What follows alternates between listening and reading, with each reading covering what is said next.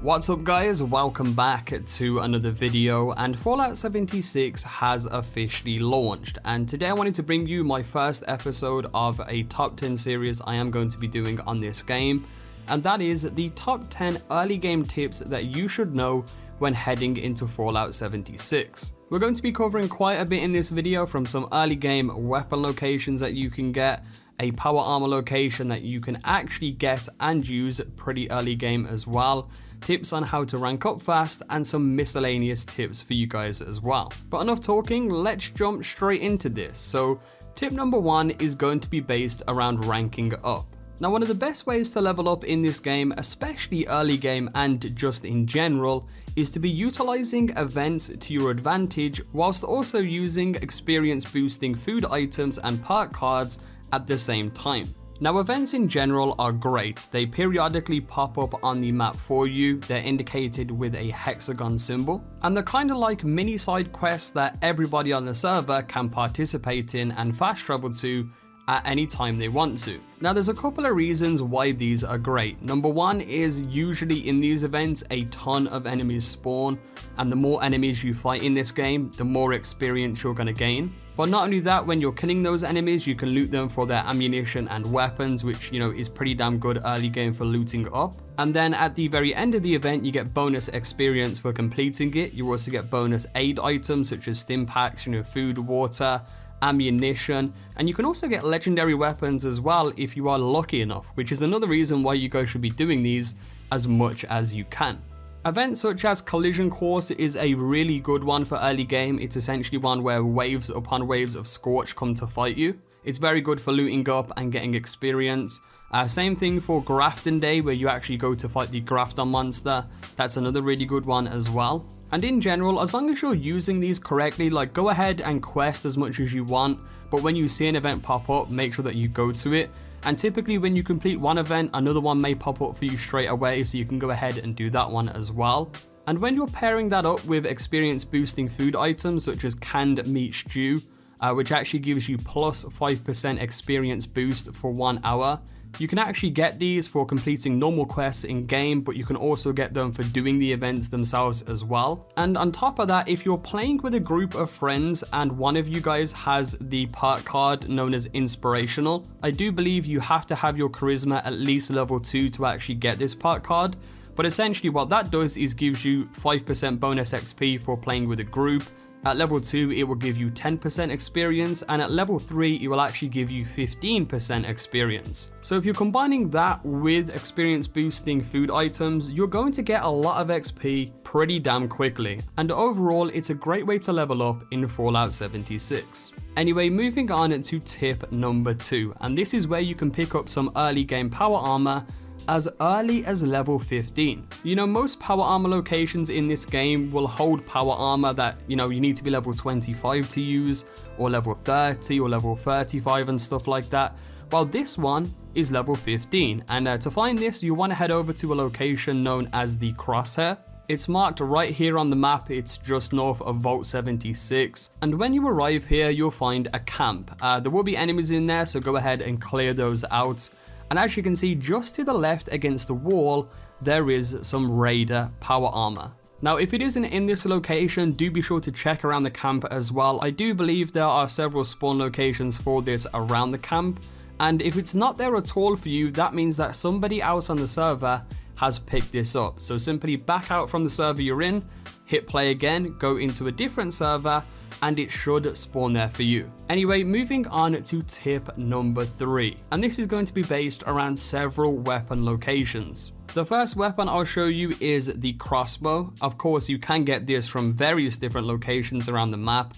This is just one guaranteed spot for it, and it's right before the Palace of the Winding Path. If you head directly where I am on the map right now, you should be good.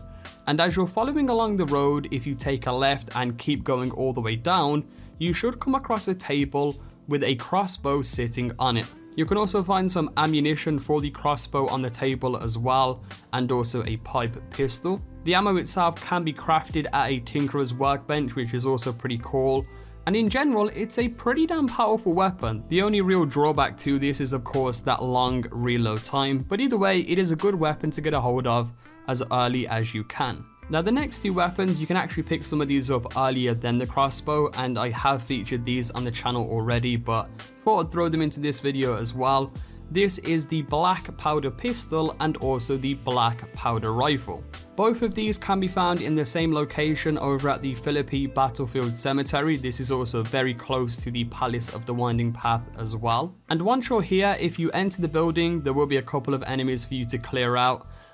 Basically, there's cabinets up against the wall where you can press the buttons on the wall to activate and open those cabinets. There's a set in the first room that you enter. There's also some cabinets downstairs as well. And there's also two more sets upstairs to the left and the right. In those cabinets, the black powder pistol and the black powder rifle can spawn. The black powder rifle will only spawn if you are level 15 though, so just bear that in mind. And if they are not here on your server, again, you simply have to server hop. So simply back out, go back into the game again, and hopefully they will spawn in there for you the next time you go back in. Anyway, now moving on to tip number 4. Now tip number 4 is to pick up as many of the same weapon as you can and scrap them. You know, when you're playing the game, you may find a weapon you like, such as, for instance, a pump action shotgun. And if you have one already and you kill an enemy and he drops another one, you may be tempted not to pick that weapon up. Of course, it will fill up your carry weight, and that's something that you may want to avoid. Well, I suggest you don't, because if you scrap weapons in this game, you can actually unlock mods for those weapons. Now you can also unlock mods through several different plans that you can find, but one of the best ways to do it is simply to scrap as many of the same weapon as you can. To the new Fallout player, this is something that you may not have known, and it is definitely an essential tip when heading into Fallout 76. Tip number 5. Now this one, again, very small and simple one, but as you're leveling up in Fallout, there are two special categories that I definitely suggest that you go down, and that is perception and also intelligence. Now the two main reasons for this is, one, for use of picklocking. Picklocking is quite needed in this game to access certain safes, certain doorways and stuff like that. This will help you get extra loot and get into certain areas that you would otherwise not be able to. And the same goes for the intelligence tree with hacking, that will allow you to hack into terminals that can get you extra loot and into extra places that you would otherwise not be able to. Now for lockpicking, you have to be at least level 5 in the perception tree. That will allow you to get the normal picklock skill, which is picklock level 1. I do believe for the level 2 version of that, which is known as expert picklock, you do need to be level 19 to unlock that perk card. And for the last one, I am not entirely sure what level you have to be, but it's definitely higher than 25. And the same goes with hacking as well. If you're level 4 in the hacking tree, you can unlock the hacking skill level 1. If you're level 22 this time around, you can unlock the expert hacker skill, which will allow you to access level 2 terminals.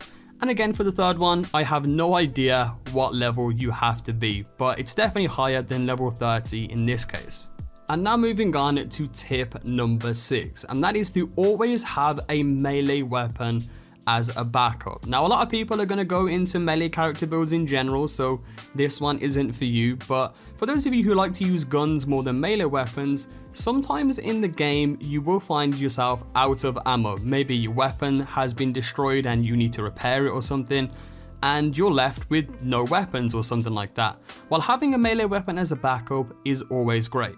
Melee weapons in general are really good in this game, especially when you're investing in those perks that tailor towards that. A pretty good melee weapon to pick up, this one is, you know, as you're progressing through the game, it is a decently high level, but it is a really cool one, is the guitar sword. This can be found right next to Vault 76 if you come to this location on the map. Come round to the back of this building and there you go, you can find the guitar sword. A really cool and unique weapon in this game. And not just that, pretty much most melee weapons are good, from Bowie knives to fire axes if you get the right level, for, you know, the level you are. They're generally great just to have in your inventory. Anyway, moving on to tip number 7, and that is to pick up as much junk items as you can. Any cans that you can find, desk fans, pencils, all of that stuff, pick it all up as much as you can and scrap them as often as possible as well. I can't tell you enough how important junk items are in this game. If you scrap them, they'll allow you to gather the materials needed to craft your base, you know, craft some weapons if you need to, make ammunition, craft modifications for your weapons, upgrade your armor, and pretty much are used all around the board in this game. After you have scrapped them, if it's a problem for your carry weight, you can store them in a stash box.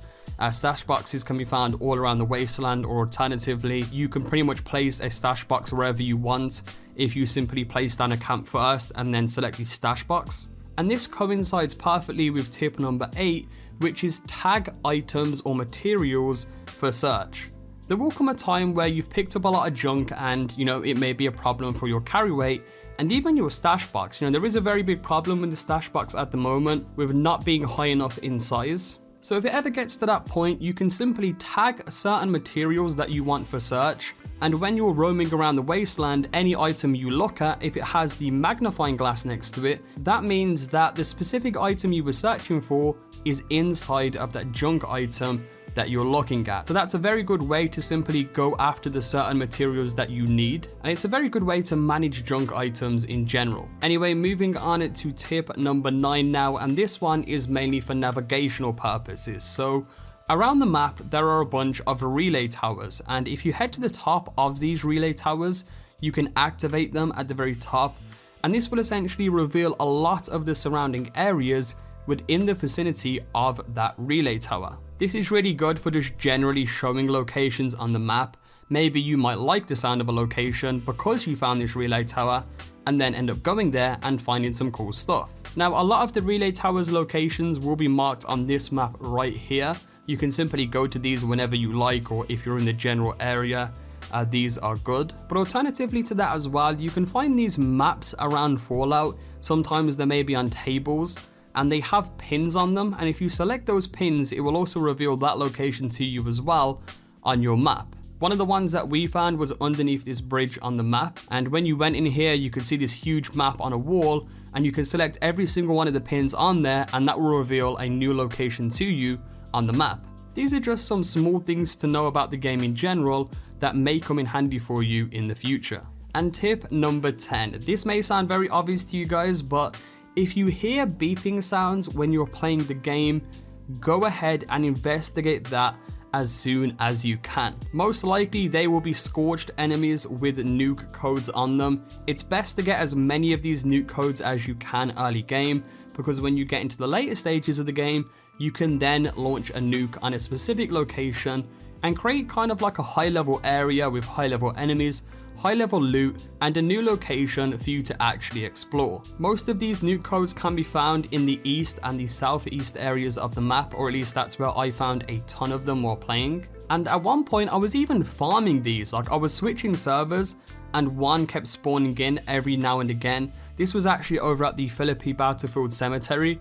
I was killing the Yao Guai boss over there over and over again to see if it was farmable, and every so often I kept finding a scorched with a nuke code on them. I managed to farm it like 4 times from this one location. Now I'm not saying that it's a viable farming spot for this, but I'm just going over what I experienced when doing this. But overall, it's a tip I wanted to bring to you newcomers to the game. If you hear beeping sounds, go towards it. It'll either be a dead scorched enemy with the nuke code on them, or an alive scorched enemy which you have to kill and then grab the nuke code off them. Anyway, that pretty much wraps it up for this video. Just wanted to go over some of the early game tips for you guys. Hopefully you have enjoyed this video today. If you have and you want to see more top 10 videos like this, be sure to leave a like down below. Your support of course is always greatly appreciated on the channel. Subscribe if you guys are new around for more videos similar to this, and I will catch you guys in the next video. Peace.